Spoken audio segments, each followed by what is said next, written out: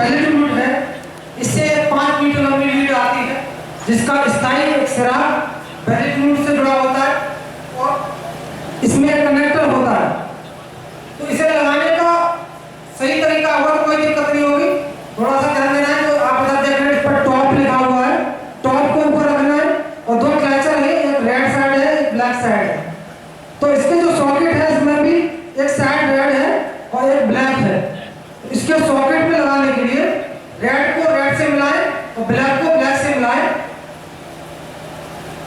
Red को red से मिलाना है और ब्लैक को ब्लैक से मिलाना है और मिलाते हुए टॉप को ऊपर रखना है ऐसे।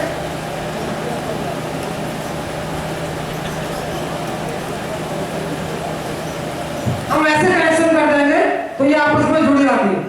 कभी कभी मतदाता का पैर लगता है तब भी इसका कनेक्शन हट जाता है और अगर रुक रुक के बीप की आवाज देगी, अगर रुक रुक के बीप की आवाज आ गई तो इसका कनेक्शन हट गया। ऐसी स्थिति में 2 तरह की एरर आ सकती है। कभी कभी इस पर लिखा आएगा, जो इसका डिस्प्ले पैनल है उस पर लिखा हुआ था एल या लिंक एरर। लिंक एरर 2 वजह से ही आ सकती है। एक तो इसका कनेक्शन जब हट जाएगा या ये लिंक आपकी सही नहीं लगी तब ऐसी दिक्कत आएगी। दूसरी दिक्कत तब आ सकती है जब जो आपका बैलेट यूनिट है इसमें इसके नीचे आप देख रहे हैं ये बैलेट यूनिट के नीचे एक स्लाइड स्विच पैनल है।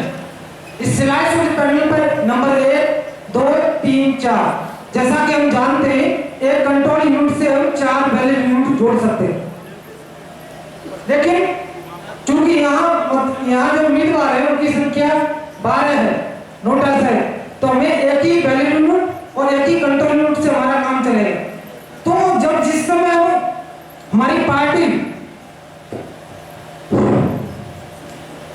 एक अनुरोध आपसे करना है, आप देखे होंगे कि कल 30 मतदान कर्मी अनुपस्थित रहे हैं, उनके विरुद्ध मुझे कल शाम को FIR करना पड़ा और जिनके नाम आज पेपर में है।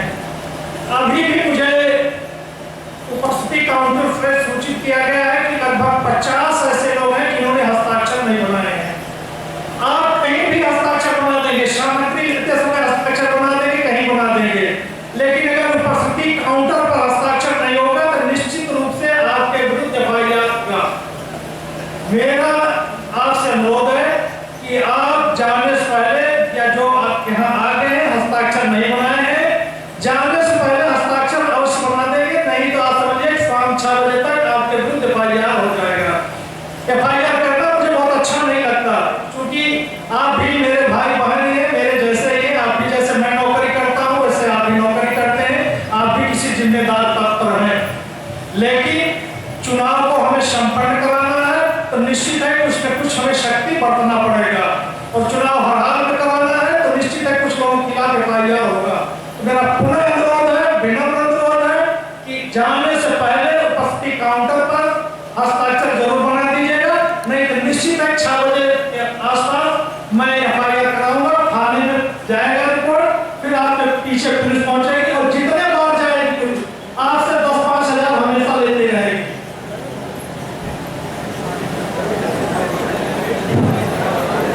तो इतना इसमें ध्यान रखें कि जब इसे हम सामान को ले रहे हो, जब जैसे ही हमने हमारी पोलिंग पार्टी रवाना हो रही थी और हमने 2 यूनिट ली तो एक बार लिंकिंग करके देख ले और ये देख ले कि हमारे जो स्लाइड स्विच है वो नंबर 1 पर है या नहीं।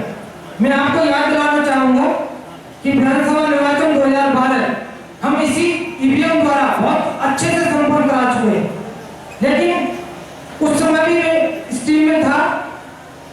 तो जिस दिन मतदान होना था उस दिन सीडीओ साहब के साथ ही था, तो उन्होंने ये कहा था कि देखते हैं कहीं से EVM की कोई दिक्कत आती है तो हम जाके वो कंट्रोल करेंगे।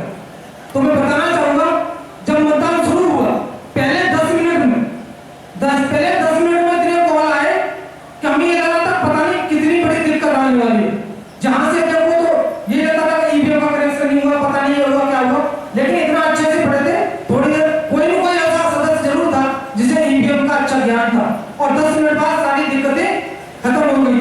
लेकिन एक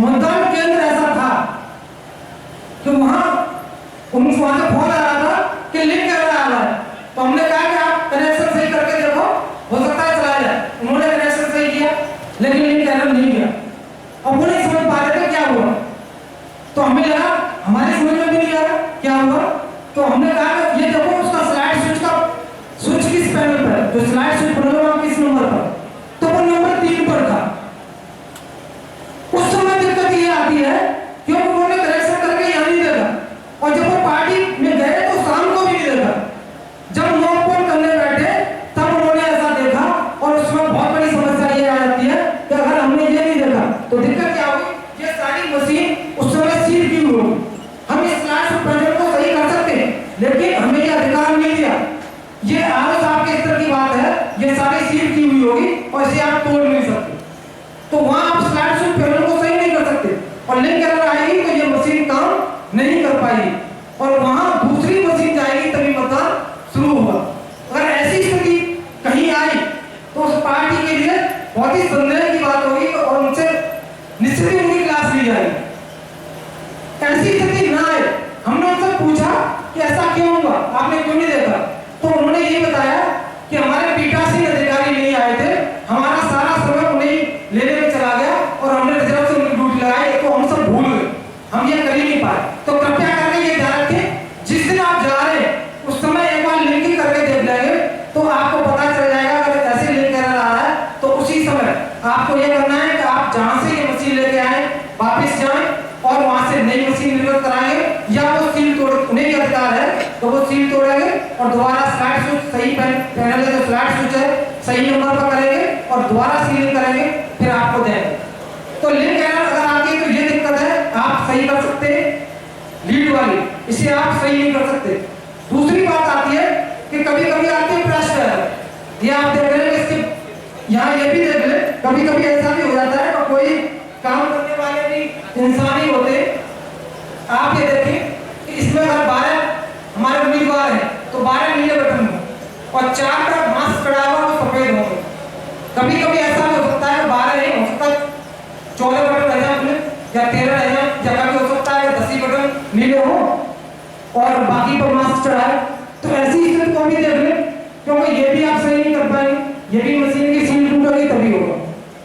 दूसरा ये हो सकता है जिस समय वोटिंग चल रही है उस समय कभी कभी प्रेस एरर आता है।